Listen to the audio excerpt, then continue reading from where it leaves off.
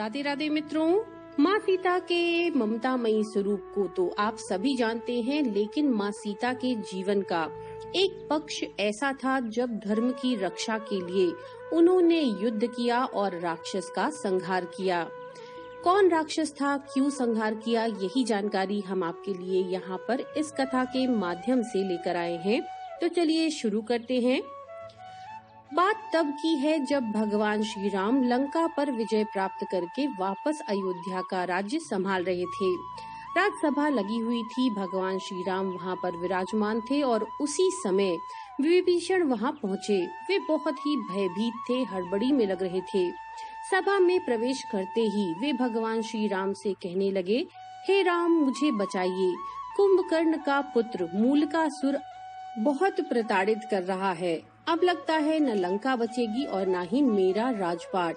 भगवान श्री राम ने उनका ढाढ़स बंधाया और पूरी बात उनसे पूछी। तब विभीषण ने बताया कि कुंभकर्ण का एक पुत्र मूल नक्षत्र में पैदा हुआ था, इसीलिए उसका नाम मूलकासुर रखा गया। इसे अशुभ जान कुंभकर्ण ने इसे जंगल में फेंकवा दिया था। जंगल में मधुमक्खियों ने मूलकासुर को पाल लिया।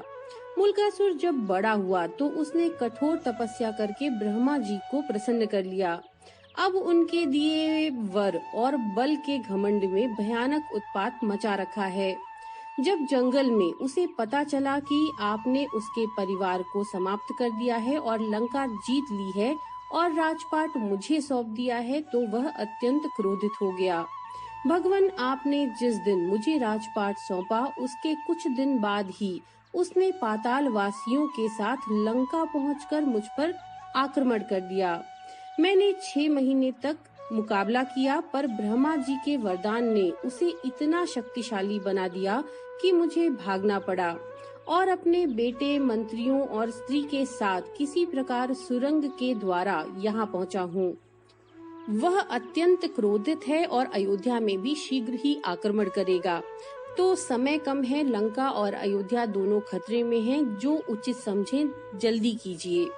भक्त की पुकार सुनकर भगवान श्री राम, हनुमान और लक्ष्मण जी सहित सेना को तैयार कर पुष्पक यान पर चढ़कर तुरंत लंका की ओर चल पड़े।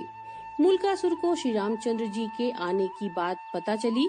वह भी सेना लेकर लड़ने के लिए लंका के बाहर आ डटा। घोर संग्राम छिड़ गया। 7 दिनों तक युद्ध चलता रहा। मूलकासुर भगवान श्री राम की सेना पर अकेले ही भारी पड़ रहा था। अयोध्या से सुमंत्र आदि सभी मंत्री भी आ पहुँचे।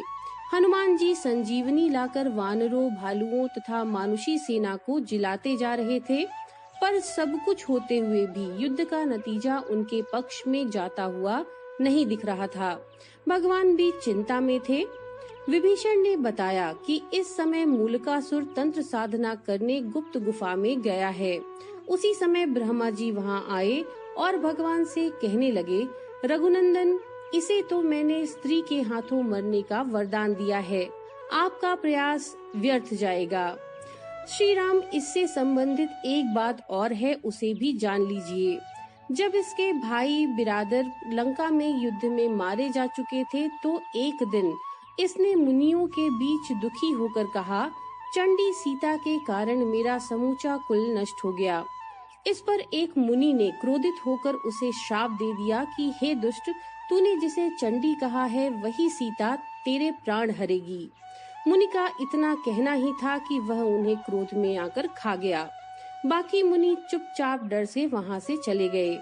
तो हे राम, अब कोई दूसरा उपाय नहीं है, केवल सीता ही इसका वध कर सकती हैं। आप उन्हें यहाँ बुलाकर इसका वध करवाइए। इतना कहकर ब्रह्मा जी वहाँ से चले गए।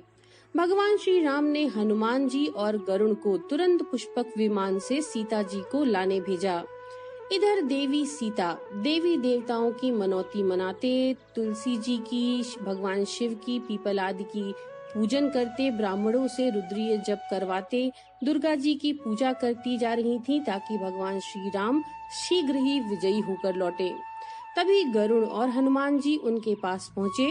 अपने पति के संदेश को सुनकर सीता जी तुरंत वहाँ से चल दी।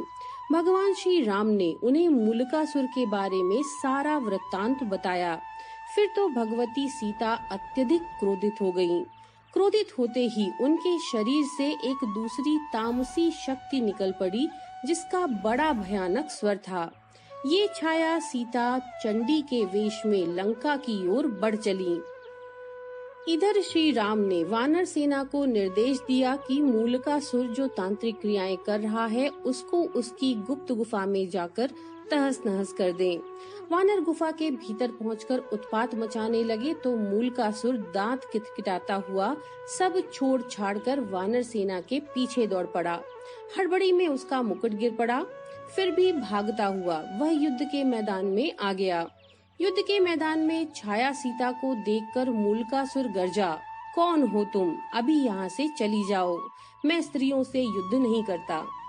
छाया सीता ने भीषण आवाज करते हुए कहा, मैं तुम्हारी मृत्यु हूँ। तुमने मेरे पक्ष लेने वाले मुनियों और ब्राह्मणों को खा डाला, अब मैं तुम्हें मार करके उसका बदला लूंगी। इतना कहकर छाया सीता ने मूलकासुर पर 5 बाण चढ़ाए। मूलकासुर ने भी उत्तर में बाण चलाए। काफी देर तक दोनों के बीच युद्ध हुआ और अंत में चंडिकास्त्र चला करके छाया सीता ने मूलकासुर का वध कर दिया। राक्षस हाहाकार करते हुए इधर उधर भाग खड़े हुए। छाया सीता वापस आकर सीता माता के शरीर में प्रवेश कर गयीं।